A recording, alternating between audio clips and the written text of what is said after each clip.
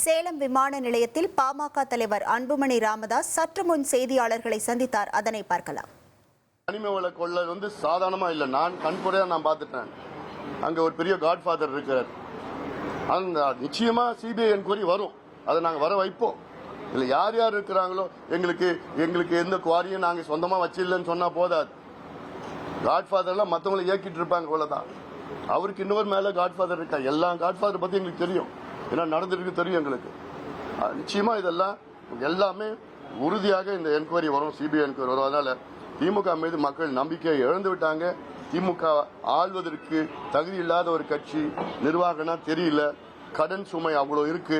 இவங்க பொய்ய சொல்லிட்டு 11,32,000 கோடி தொழில் முதலீடு வந்திருக்கிறது என்று முதலமைச்சர் அவர்கள் தொடர்ந்து பொய்யை சொல்லிட்டு இருக்கிறார். நிதி அமைச்சரும் தொழில்துறை அமைச்சர் பொய்ய சொல்லிட்டு இருக்காங்க. அதிகமா வந்தது 1,00,000 கோடி தான் தொழில் முதலீடு 4.5 ஆண்டுகள்ல தமிழ்நாட்டில் வந்திருக்கு. அவ்வளவுதான். இன்னும் சொல்ல போனா அமைச்சரவையிலே அவங்க அனுமதி கொடுத்ததே 1,4 லட்சம் கோடி தான்.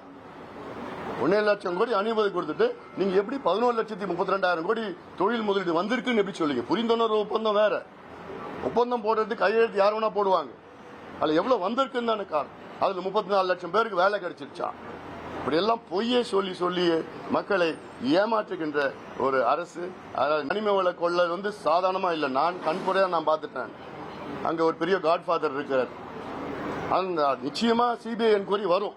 அதை நாங்க வர வைப்போம். இல்ல யார் யார் இருக்கிறாங்களோ எங்களுக்கு எந்த குவாரியும் நாங்க சொந்தமா வச்சிடல. ட்ரெண்ட ஃப்ரெண்ட் ஆக்கிக்கோங்க. தந்தி டிவியின் சப்ஸ்கிரைபர்ஸ் அண்ட் ஃபாலோவர்ஸ் குடும்பத்துல நீங்களும் இணையுங்க.